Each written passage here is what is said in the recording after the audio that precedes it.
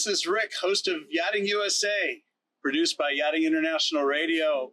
And tonight we are at Bradford Marine, and I'm sitting with Captain Wendy Clark. This has been a much look forward to conversation. Wendy, thanks for joining the show. Thanks for being here. Thanks for inviting me. Thanks for putting in all the legwork that goes up to something like this. So it's a pleasure. Nothing, right? Nothing. Magic. Behind the scenes magic. Ray is behind the scenes. That's the magic happens. No, this is good stuff. I think you are my 34th episode, which is kind of cool. We're really starting to move it along.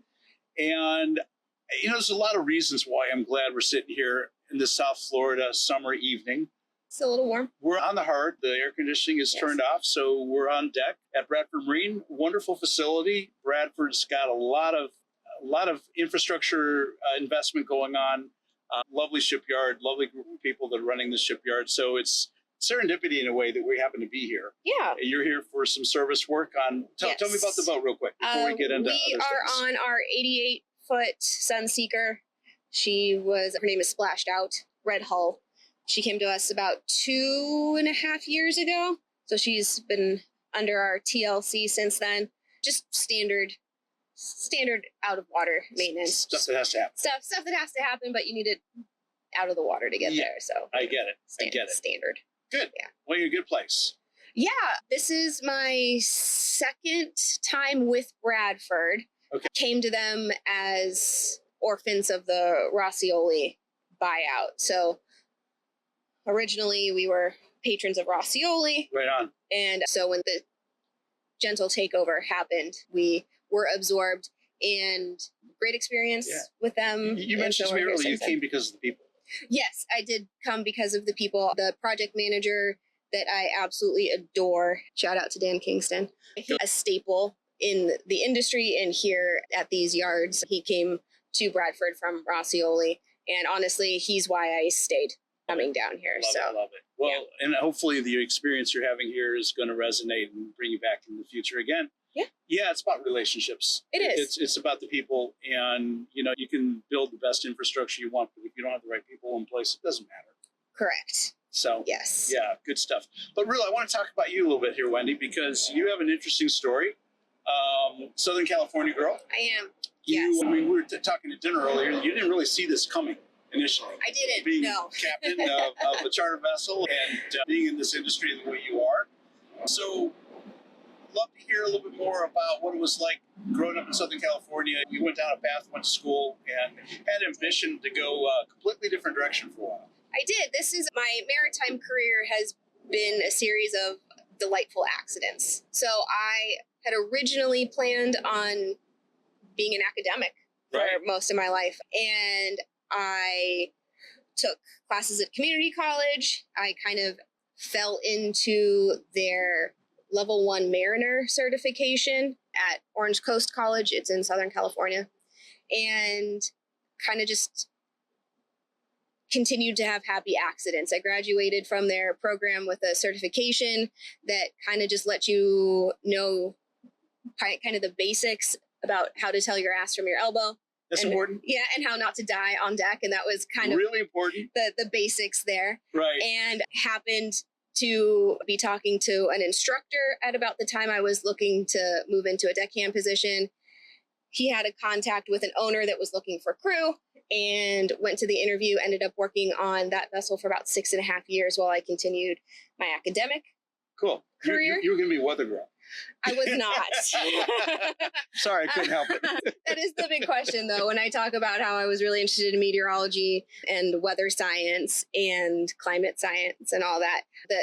The first question is weather girl, yes. But I figured that, honestly, being a weather girl is a thankless job, because your forecasts are really only good for a few hours, up to a day, maybe two. And then after that, it's one of the few professions where you can basically screw up every day at work and still keep going, keep your job. Keep your paycheck and show up the next day with a smile and do it all over again. So would it surprise you if I told you, we're avid divers, my son and I, and we're in the ocean a lot.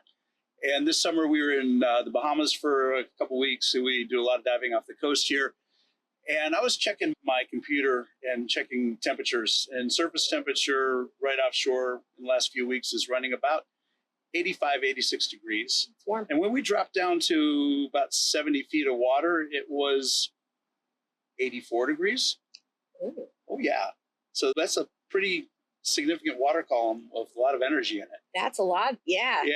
That's that's a little foreboding for our coming peak of storm season here. That's It's not a good always thing like to hear. that. I've been out there in July and dropped down on a 40, 50 meter wreck, and there's been a cold water upwelling, and I'm nice and warm in decompression in the first, 40, 50 feet of water, but down there it was dropping down to,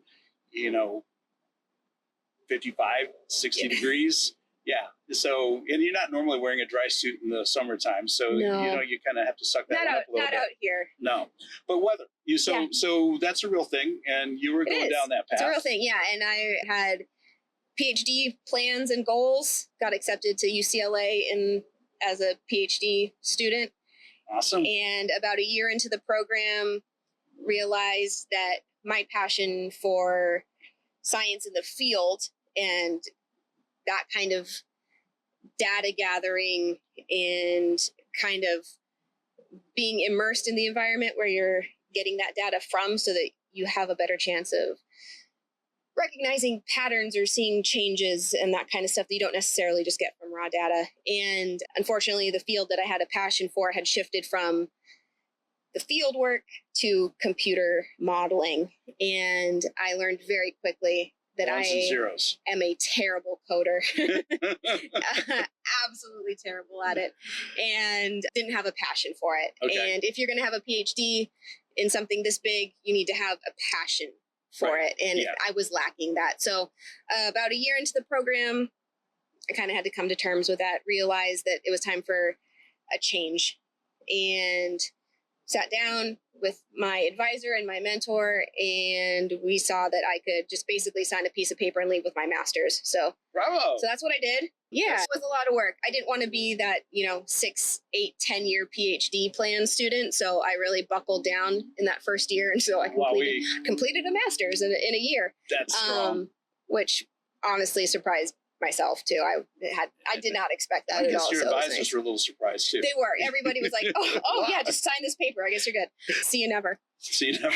And so, then it was a moment of where I really had to look, because my life plan, the job that I had been building all these steps to, was now no longer an end goal for me. And was like, well, I've really enjoyed my time as a deckhand and working on the charter boat that I had stayed on. You had your STCW through that program by then? Yes. Yeah. Okay. So the Mariner program at Orange Coast College, they do STCW, they do basic boat handling, they do basic maintenance, everything from like oil checks to varnish. Right. Basically, you get your hands on a little bit of everything at the most entry level version of it. And fast forward real quick, you're here now, you're out of the water at Bradford, you're getting work done. You are also back in school, right? I am. See? Yes. It's a never-ending cycle. It is. It's never-ending. Never but as it should be, right? As it should be, yeah. My first training captain, Bob McCoy, said, you learn the best if you are a little bit uncomfortable. Mm-hmm. That is where the sweet spot is for learning. And so if you almost anything worthwhile, Wendy, really. Yeah. So, I've had my 200-ton ocean for about 4 years now. It's time to take that next step. At least do the classes, take the test, earn that next license for 500, maybe 1,600. I have to sit down with the lovely beings over at MPT and have them help me figure out life as it pertains specifically to Coast Guard regulations. Fantastic. So I didn't mean to step ahead, but I didn't want to miss this opportunity to kind of plug the idea that, as a yachting professional, we all have to keep educating ourselves. If you are, an at-sea professional, a mariner, you've got specific things your tickets got to be maintained, there's classes you have to take. And as you step up in larger boats, it just gets more incrementally complex, definitely challenging. Yeah, for sure. Worthwhile, though, I think. Very worthwhile. Yeah. I think so. Even the rest of us that are in this industry, I tell anybody, never stop learning. There's so many facets to this industry, and you can't be expert in all of them. You should be knowledgeable in most of them, and always stretch a little bit. Try to get a little bit further than you were before. Yeah. Yeah. Yeah, because you never know what opens up after that, or who you can help along after you, and all that. It's interesting, and we'll talk about that too. I think that's important, how you can, in this industry, really do well for others, mentor other people, and help other people progress. Is, that's it is our industry in general, but especially the vessel side of it, the crew side of it, is Right. still very apprentice based. Like Coast Guard counts on your captain and your head of department on deck to teach you things. That's right. Because our tests are not, at least in this country still, are not practical tests. They are all theoretical. They're all, right. You have to sit somewhere and take a paper test, and the entity of the Coast Guard is banking on the fact that you worked with people that are passing down their working knowledge that's how it works of the profession. In the Coast Guard, in the Navy, that trickle down effect, it's real. When you're at sea, that's the classroom.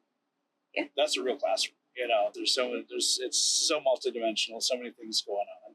So you kind of fell out of left the academic piece and joined the wonderful world of yachting. I did, yes. And tell me about that now. You jumped on board as a deck. So my first job, I was lucky to be with a really incredible training captain and charter program right out of the gate. I think the vessel is actually still chartering in Southern California. It's called the Paradiso. She's out of Newport Harbor, Newport Beach. Yeah. And zero stripe deckhand. Worked my way up. Starting from the bottom. Yeah, straight from the bottom. I came in and cleaned the boat after a first couple charters. I wasn't even on a charter. I wasn't even on the charter for the charter boat. No chip share on that one. None of it at all. In fact, I came in and cleaned. But honestly, I think it was a really fantastic way to get to know the vessel. And I didn't know it at the time. I'm sure Bob did, because he's a fantastic captain and person in general, and a fantastic teacher and mentor. Not everybody is born to be a teacher and a mentor. I was very lucky to have Bob, because he's not dead. He's still alive and doing great. Stay with us, Bob. We still need you. Yeah, please. I still call Bob when I have moments of panic, even as a captain under my own license. It's still nice to have those contacts and make those calls. No, it is. But so I came and cleaned the boat, and that was a great way to get to know it, because I'd never worked on a boat before, period. Hard stop. Wow. So it was a really great way to get to know it. In fact, I was like cleaning a window and was like, that is such a weird print to be cleaning off a window. And you just kind of sit back and you're like, oh, those are okay. And I'll just keep cleaning. I'm going to go wash my hands next, but I'll keep cleaning. Epiphany. Yeah. Oh, okay. I see some anatomy left over there. All right, then. Well, charter boat. Welcome to chartering, folks. Oh, the stories we could tell. Exactly. And just worked my way up about 6.5 years on the same boat, doing summers and kind of like holiday stuff. Right. We don't have the nice inland water out there like we do here. So when it gets a little rough in the Pacific, we don't go out. Yeah. No, that's a different world over there. It is. I know there's so much water over there. It's amazing. Yeah, but you can only access it occasionally. That's all. I mean, you don't have to be on a boat to access it. Anyway, you can take the girl out of California, but you can't take California out of the girl. No, don't do that. So I'm sorry. Just a little bit of ramble there, but no, that was the progression. It was just, I thought that working on a boat as a deckhand would give me a good upper hand as a science intern. And those two paths were parallel up until the moment I decided that I wasn't going to be in academia anymore. So when I left that, I did have this whole career to not necessarily fall back on, but to step into. Yes. Okay, that makes sense. So at some point in time, I'd love to introduce you to a couple ladies I've gotten to know real well through the Seakeeper Society. I love that. Katie Sheehan and Aubrey Keith. They are, like you, they're academics that went down that path, that also went into the maritime world and now are killing it, doing science support with the International Seakeeper Society. And, they're out on my boat occasionally, one of the smallest discovery vessels in the Seakeeper fleet. But we have a lot of good time with it.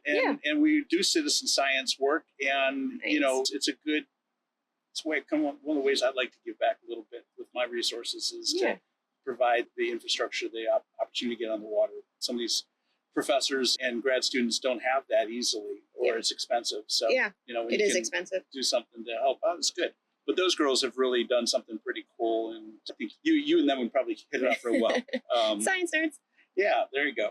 So, charter, you're working and living in the charter world. That's different than running a private vessel. It's frankly probably on some levels a lot more work. Talk to me. What you know, and in full disclosure, Wendy's here in South Florida, but you actually run your charters out of an area. I grew up in the Tampa Bay area. Tampa, yes. Yes, that's Tampa my Bay. stomping grounds. That's where I grew up. And so I know the area real well. Beautiful bays, tributaries, rivers, out in the Gulf of Mexico, Egmont Key. Yep. That's one of our top destinations for our 8-hour charters is out to Egmont for a water day. Yeah. Go on the clothing optional side or? Unfortunately, no, we stay on the state park side. All right, there you go. So what's it like for you? That's a different charter world over there than it is over here in South Florida or the Bahamas. No question about it. That is definitely what I've heard. Unfortunately, I don't know this area to compare and contrast very well. But yeah, the West Central Coast is growing.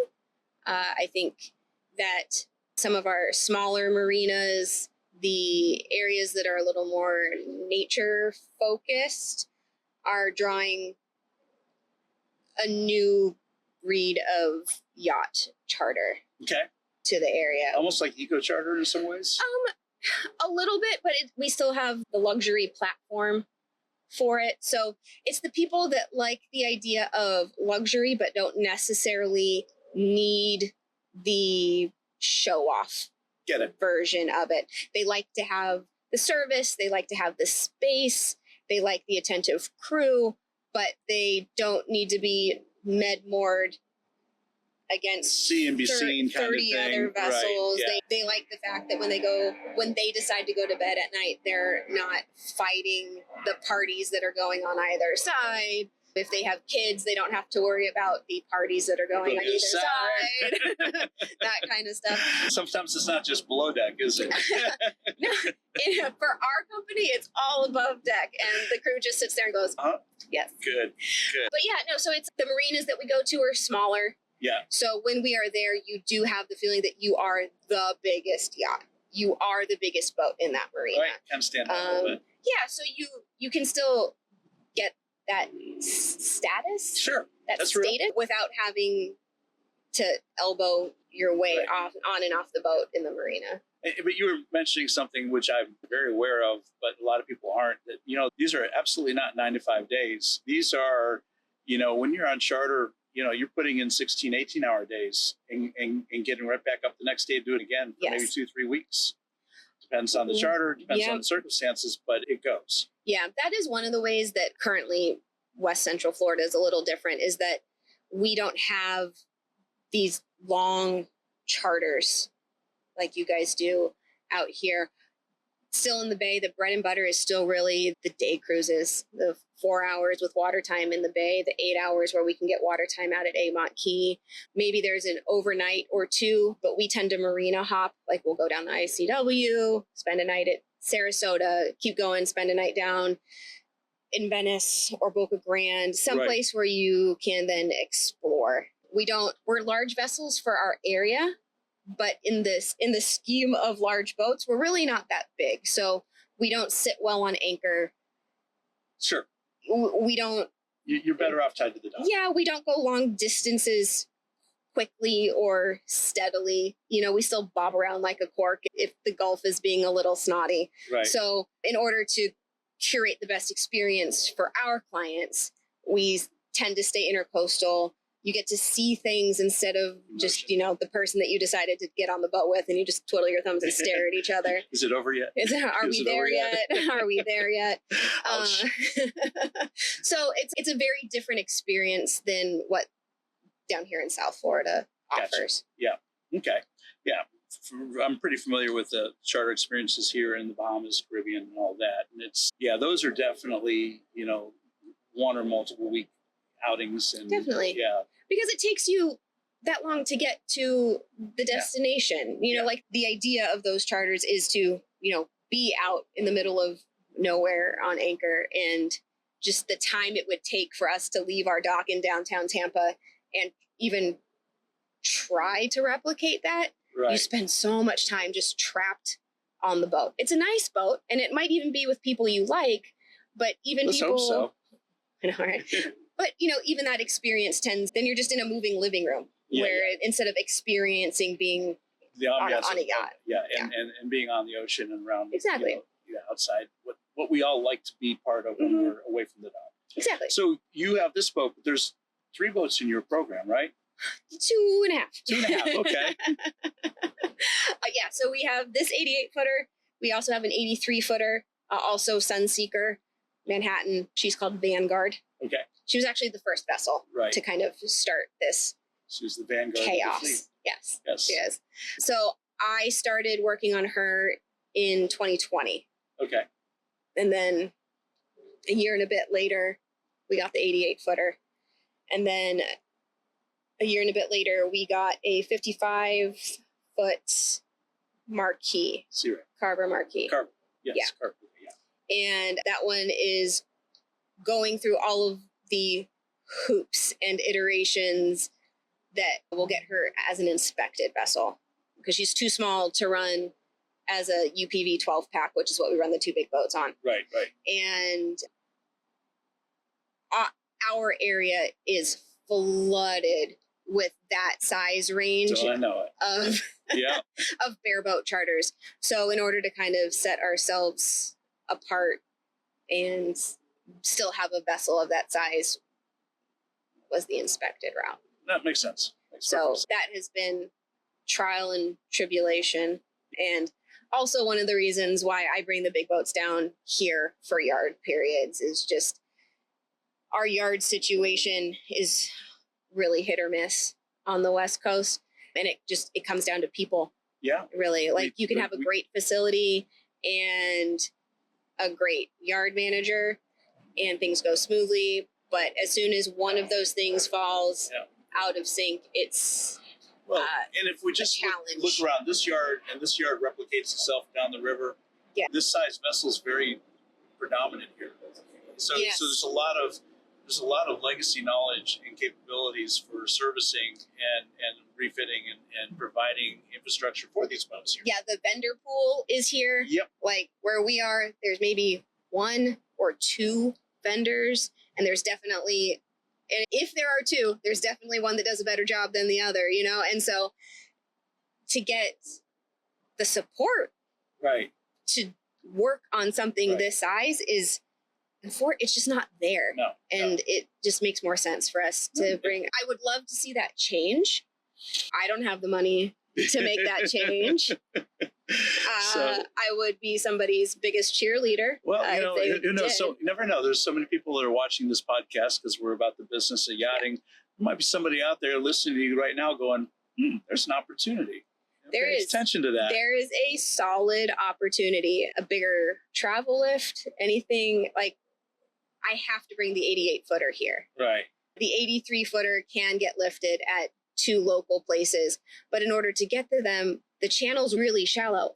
I hit bottom every time I go in and out of there. Don't want to do that. And I'm like, well, there just goes the paint job we just spent thousands of dollars or on. Rebalancing the props or something like that. Right. So, and it's all soft, which is nice, but Tampa ship's a little too big. So, Right. And they're not set up for yacht finishes. They are very commercial. As you see around here, everybody's tented, everything's clean. We are still a very industrial port. Yeah. And so you get the shade cloth that meet regulations, but don't necessarily go that step beyond to keep it yacht clean. Yeah, I get you. And so, not only are we're too small for those guys. Yep. And too big for the regular yards. Right. And the commercial stuff it's just very messy still. If I needed to go there for an emergency, hands down, I would. They have fantastic craftsmen over there. Yep. But I would. Yeah. I'd have to tape blue diamond on everything and shrink wrap everything. Yeah. Just because of the. You have to. Right. Yeah. The industrial flotsam and jetsam. Absolutely true. So Wendy, I have to going to take us down another rabbit hole. I do this on the heels of an interview I did last week, which was really insightful, I think. Professional women in yachting. Yeah, professional women in yachting, yes. I watched it. It was a fantastic interview. Samantha is a wonderful lady, and I loved her comment about, she formed that organization because she was angry. Out of anger. I felt that. I was like, I feel that. So, Miss Moore, there you go. See, you are having an effect. I hear you. And so, listen, I acknowledge I've been in this business, for almost 40 years. And before this, I was in the commercial offshore oil field industry for 4.5 years. And I know that it's a very male-dominated, at times misogynistic industry. And yet, I can attest to the fact that some of the most amazingly professional, competent, and qualified yacht captains I've had the pleasure to do business with, it's a thing. It's, so I guess I'm sitting here as an older guy saying, talk to us about these challenges. How do we do better as an industry? What's been your experience coming up as a woman in yachting, having to deal with these realities? Because they're real. So, as I said kind of earlier, my career here has been a series of quite happy accidents. So happy accidents. Yeah. So, there's always that underlying, as a female in this industry, you work harder, you work better, your work has to be unimpeachable, untarnishable, all of that.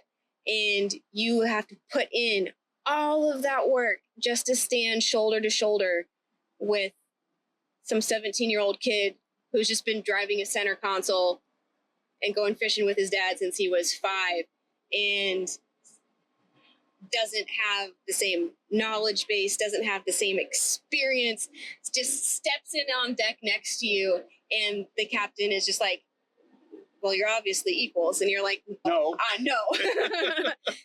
We are not. Wow. So number one, you have to be willing to stand up for yourself. You do. Yeah. And you have to have a thick skin. And it's not, I have been very lucky now that I've been in contact with Rhea and have seen just other females tell their stories and some of these other podcasts where they talk about situations that are legitimately dangerous for female crew. I have, yes, that would absolutely. I have not experienced it in that way, and I'm thankful for that. I am as well as a yachting professional, and maybe I can point to that saying maybe there's hope. I do think that there's hope, and I know that there is a strong emphasis and focus on what is wrong currently, because that's how you get eyes on it. Mm-hmm. And if you get eyes on it, then you get people behind it. And if you get people behind it, then you get momentum, and momentum is how you change things. That's right. So I get that. Personally, though, that has not been my path. So here to support, but I can't add my experience to the bucket on that one. Or your experience is just a different experience. You do add to the bucket. It's a different experience. Right. So I had fantastic training captains, both Captain Bob and Captain Craig, who came after Bob. And I was in a position where I was able to work side by side with the male crew and learn things and advance like them and with them. And I wasn't held back just because I was or small or, know, something like that. Yeah. I did make very specific choices as a young deck person. I did not take interior jobs. I didn't mind doing chores to keep the interior clean, because we were also on a small boat, 84 feet, something like that. So everybody did everything. Even the captains would help clean. So I'm not saying that I would never touch an interior, because that's not true. But I would say thank you, but no thank you to stew positions. You had purpose and intention to stay deck and move in that direction. Because it was very easy. And it's even easy now, just as a female, and especially a small female, it's very easy to be pigeonholed into the interior space. Yeah. And I tried to make very conscious decisions to prove myself on deck. Bravo. It paid off, I think. Yeah, so far, so good. I think it has. But also knowing that everybody does everything on these small boats, I feel like I had a very well-rounded foundation, especially for the position that I have now and the kind of charters that we run now, and that I have to oversee both departments. So I know what the standard is for interior. I know what the standard is for deck. I know what the standard is for our service and our maintenance and all of that. So it was a focused path, right, that at times were definitely more difficult, because as I stood shoulder to shoulder with the boys on the team. Yeah, their shoulders were a little higher than yours. Oh, everybody's are. Everybody's shoulders are higher than mine. That did not make them more capable. It did not. Yeah. No, but yeah, it does really fall back to, I think that the reason why when you work with female captains is that we've had to be more professional. We've had to work harder. We've had to learn more. No, I get it. In order to stay in this industry and be marketable and competitive and all of those things. Because I am the only female in a 20-person class over at MPT right now that's doing the Master Mate 500, 1600 upgrade stuff. Right. So it's still there. Yeah. I don't know if in the broadest scheme of things, it will change a lot. We're making small changes, but I don't know, like I said to you in our kind of pre-interview stuff, I'm not here to bust down any ceilings or kick down any doors. I like what I do, right. And I'm going to continue to work at the level that I work at in whatever job or position or crew that I have. And if it makes a change, awesome. Right. But it's not my intention. There are some people in this world where they wake up every morning and it's their intention to change the world around them. I unfortunately wasn't even born with that kind of drive. I was like, I like to wake up and do my job, and then we'll see what happens the next day. That's perfect. And we just kind of move on, and we roll through life that way. But I only bring it up because I think this is an industry where we want to at least be aware of some of these challenges and help make good decisions and make good decisions. Yeah. Make good decisions. Yeah, absolutely. And call out the bad behaviors when we see it, and be willing to, in some ways level the playing field, because there's a lot of talented people coming into this industry, and we want to promote these individuals, men and women, to do well and to excel, which is a good segue into,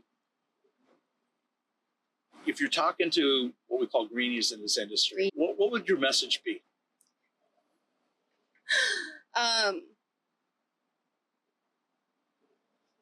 It's going to be a little harsh, greenies. Lower your expectations. Okay. You need to start at the bottom. The people that you see working on the big yachts and, working their way up through the deck situation, we've all started at the bottom. Yes. You have to start there too.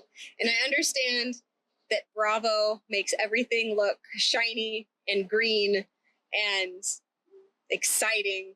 That is well edited. It is very well edited. And to walk in to any job, really, not just our industry, but to walk into any job and just say, you owe me what I expect, is an unrealistic way to go through life in general. That's totally true. Totally true. So my favorite greenies are, and it doesn't matter how green you are, even if you're just green to our program, my favorite greenies are the ones that will, for the first month, just listen, do what they're told, and ask questions to help identify the holes in their knowledge. So the fastest way to get under a head of department skin or your captain's skin is to walk on a boat and they have you do something a specific way. They go through the steps with you. They have the patience to teach you how they want this particular thing done on their vessel, you need to do it that way. The moment you're like, well, on my last boat, I know better. Nobody wants to hear that. Every vessel does things differently. Yeah. There might be some things that are similar, but if there's a program that we're using, if there's a cleaning product that we're using, if there are certain steps that I want you to do to prep before you use the specific cleaning product, it's because we've been doing it for 3, 4, 5 years, and we have found that's the way to do it. Right. Like, it gives you the best finish, it saves you the most time, it protects the stuff around you for when you inevitably kick over the stuff that you're working, the chemical that you're working with. Right. So I think my best advice to the greenies is learn from your environment. Even if you've had classes, the first time you are on a vessel, I don't care if it's your first vessel or your 50th vessel, the first time you are on that vessel, you watch and you listen and you learn. Bravo.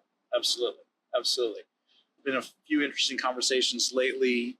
The Marine Industries Association of South Florida, I said that without having to stumble on it, MIASF, has brought out and is endorsing a really cool apprenticeship program here in South Florida.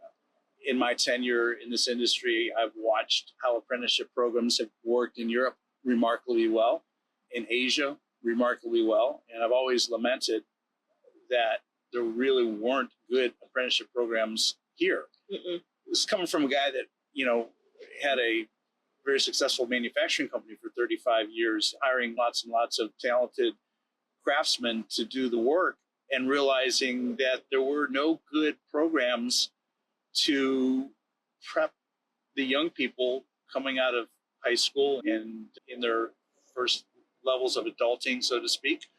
Zero stars, do not recommend. Exactly. How to show up and be successful and take on a trade and doing all that. So from your perspective, you see that as kind of important too, I think. I do. I think it's very important. And because we don't have that scaffolding in place, we literally just say, go take your STCW and then go dock walk. Good luck. Yeah. And good luck. Good luck. Just good luck. See you when we see you. And that's, I don't know. It's really disheartening for the people who have a passion for it.